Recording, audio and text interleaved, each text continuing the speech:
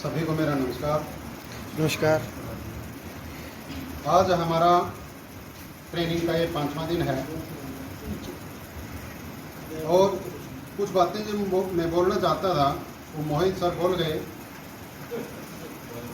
कि जो पहला दिन था हमने पिछले 5 साल लगभग हमें नौकरी करते हुए हो गए और 5 साल के अंदर जो ट्रेनिंग ली और उनमें जो सबसे ज़्यादा आनंद आया वो पिछले 1 साल से बहुत ही आनंद आ रहा है। उसका यही आनंद आने का कारण कि हमारी जेएफटी टीचरों को समझते हुए, हमारे मूल्यों को समझते हुए, हमारी समस्या को समझते हुए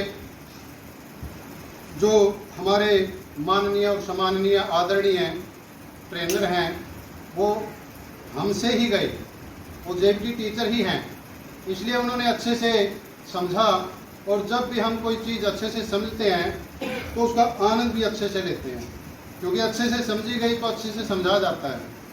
तो इस ट्रेनिंग में जैसे आज 5वां दिन है, पहले दिन से ही आनंद आना शुरू हो गया, क्योंकि बहुत सी जो बातें रोचक बनाने वाली होती हैं।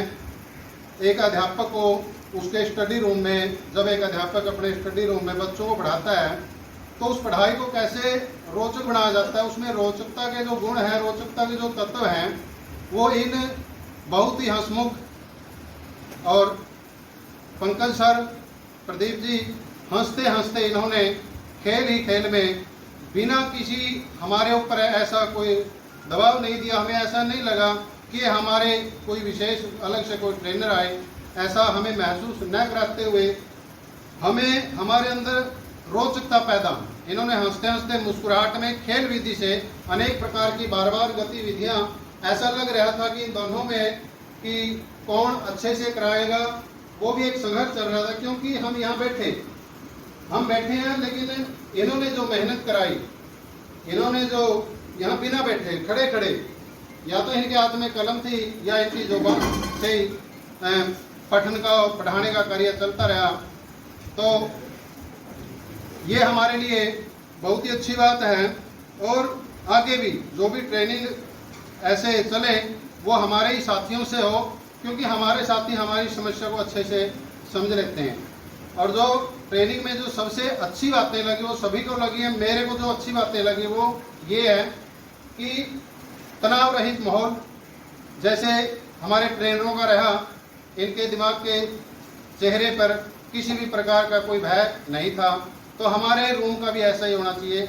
हम भी तनाव रहित होने चाहिए। ये नहीं है कि कहीं से कोई भी बात होती है तो उसको वहीं छोड़ दें, ये विशेष और अहम बात है, क्योंकि यदि हम तनाव में रहेंगे तो मुझे नहीं लगता कि हम कुछ दे सकते हैं।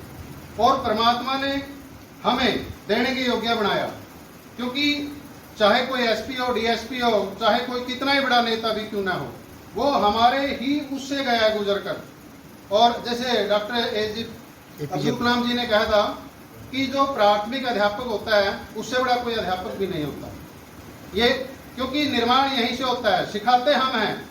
जब सिखाना बड़ा मुश्किल होता है, सीखे सिखाए को सिखाना बड़ा आसान होता है, लेकिन एक कागज, बिल्कुल कोरा कागज होता है, उसको रंग देना, उसको आकार देना और उस आकार दिए हुए को यदि हम आगे इम्प्लीमेंट करते हैं तो उसको कोई भी अच्छा सजा सकता है उसको। लेकिन हम प्राथमिक जो टीचर हैं वो सबसे ज़्यादा मेहनत भी करवाते हैं और कहने की बात भी है। और हमारा जो मूल्य है वो बहुत दूर तक जाता है, क्योंकि यदि आधार मजबूत होता है तो वो नींव को नहीं गिरने देता और वो आगे तक बढ़ता जाता है। उसके बाद मैं इन हमारे पंकज सर और प्रदीप जी के लिए एक बार चाहता हूं कि दिल से बहुत ही ऊंची आवाज में ताली बजाए, क्योंकि इन्होंने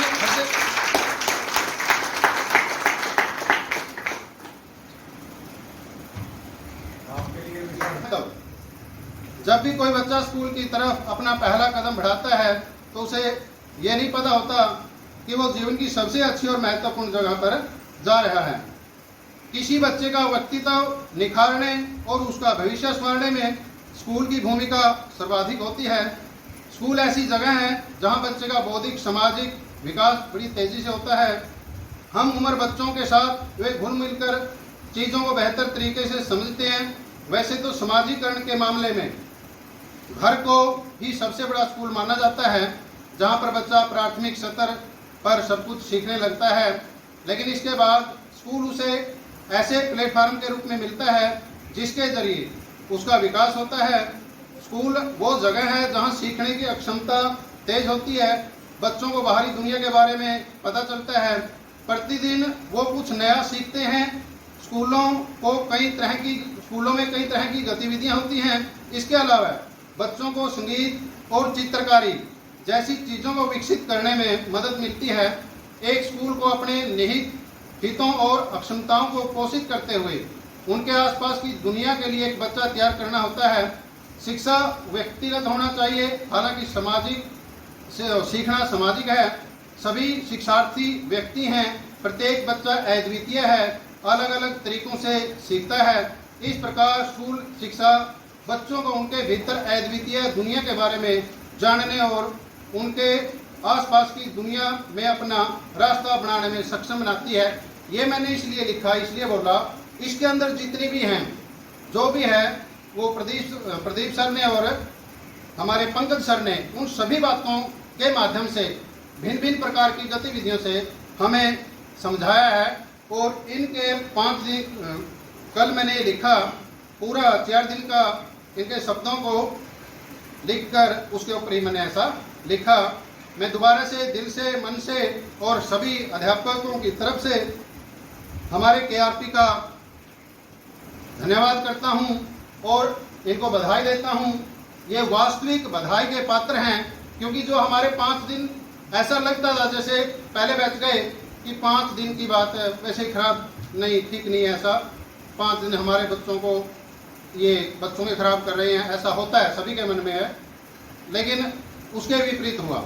ये 5 दिन बहुत ही उपयोगी सिद्ध है मेरे लिए तो, और आपके लिए, सभी के लिए सिद्ध ही होंगे, उपयोगी होंगे, क्योंकि इन्होंने जो तरीके बताए हैं वो हम अपने क्लासरूम में जाकर, यहाँ तो हेजिटेशन होती है हमें बोलते हुए, लेकिन वहाँ हमारे ऊपर किसी भी प्रकार का कोई दबाव या हेजिटेशन, हिचकिचाहट नहीं होगी, और हम वहाँ हंसते हुए, खेलते हुए, गाते हुए, बजाते हुए, चित्र दिखाते हुए, हर तरह की गतिविधियों को एक साकार रूप देते हुए बच्चों के सामने नृत्य रूप में हम पेश करेंगे।